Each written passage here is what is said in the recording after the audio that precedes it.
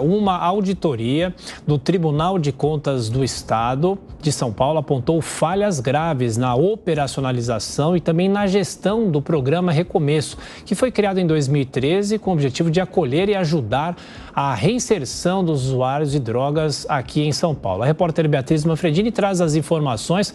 O que acontece a partir de agora com esses apontamentos feitos pelo tribunal? Beatriz.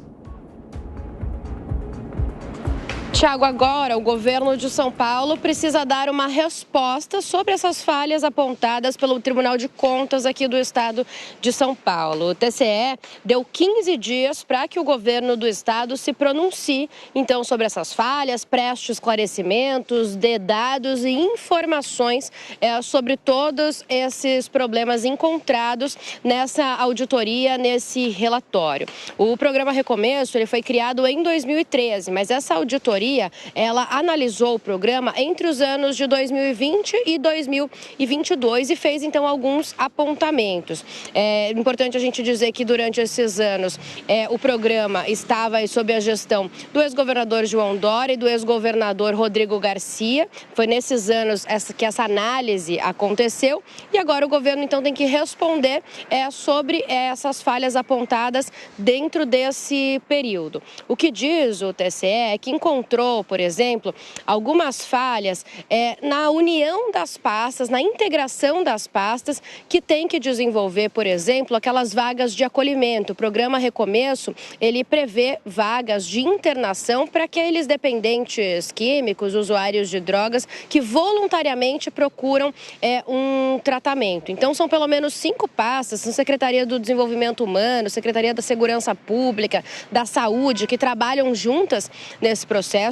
Então, o TCE encontrou falhas nessa integração das pastas, o que pode comprometer o trabalho, encontrou falhas em grupos, em gestões que não estão funcionando. O TCE também diz, olha, que encontrou falhas no controle de vagas para essas internações voluntárias e que também faltam dados, faltam indicadores enviados desses anos para que, claro, o TCE e outros órgãos possam trabalhar com números da situação desses dependentes químicos, usuários de drogas aqui em São Paulo.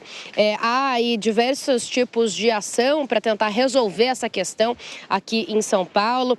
Desde essa época já do ex-governador João Dória, de Rodrigo Garcia, alguns programas foram implementados em parceria com a prefeitura aqui da cidade. O que a gente tem agora é um cenário um pouco diferente de uns anos atrás, que a gente tinha essa concentração de usuários de drogas, chamada Cracolândia, em um único lugar. Quando as ações começaram, principalmente ações policiais, esses grupos foram se espalhando, viraram fluxos diferentes aqui pela cidade de São Paulo e é algo que é sempre um desafio, né, para os governadores. Há algum tempo, já há cerca de 30 anos, os governadores vão tentando aí lutar com esse problema que acaba nunca terminando. Agora, na nova gestão do governador Tarcísio de Freitas, o problema continua. No início do ano, ele firmou uma parceria com o prefeito Ricardo Nunes para tentar resolver a situação, colocaram algumas novas medidas para essa situação e a gente segue acompanhando. Mas então o governador Tarcísio de Freitas agora, que é o novo governador, a nova gestão do estado, eles têm 15 dias para responder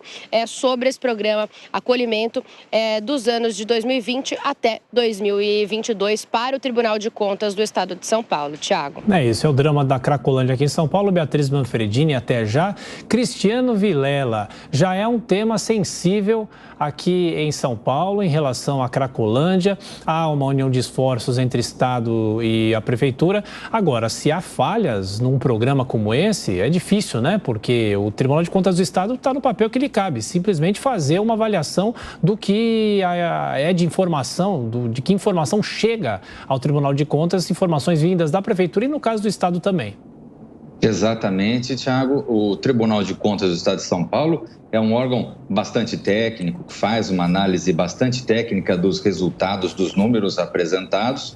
Agora, o fato é que estamos falando de um tema que talvez seja o mais sensível dos temas a serem enfrentados pelo atual governo. Aliás, na última semana, agora o governador esteve num programa aqui na Jovem Pan, onde ele colocou que, de fato, o tema Cracolândia é o tema mais sensível a ser tratado e o tema mais sensível a ser enfrentado. E por quê? Porque ele tem uma multiplicidade de temas que envolve questão social, questão de segurança pública, questão de saúde, questão de moradia, questão política muito fortemente, muito latentemente envolvida, uma pressão política bastante forte. Então, vejamos que tem uma série de elementos que acabam confluindo para esse problema, o tornam ainda mais difícil de ser resolvido. Tenho certeza que Tarcísio de Freitas vai ter que se empenhar muito em parceria com a Prefeitura Municipal para, de alguma forma, solucionar essa questão. Por que, por exemplo, doutor Cristiano, a internação compulsória é sempre tão polêmica a discussão sobre esse ponto, sobre essa possibilidade na tentativa de resolver o problema da Cracolândia dos usuários nas ruas? Exatamente, Adriana. Esse é um tema que ele bota em conflito dois direitos de abrangência constitucional.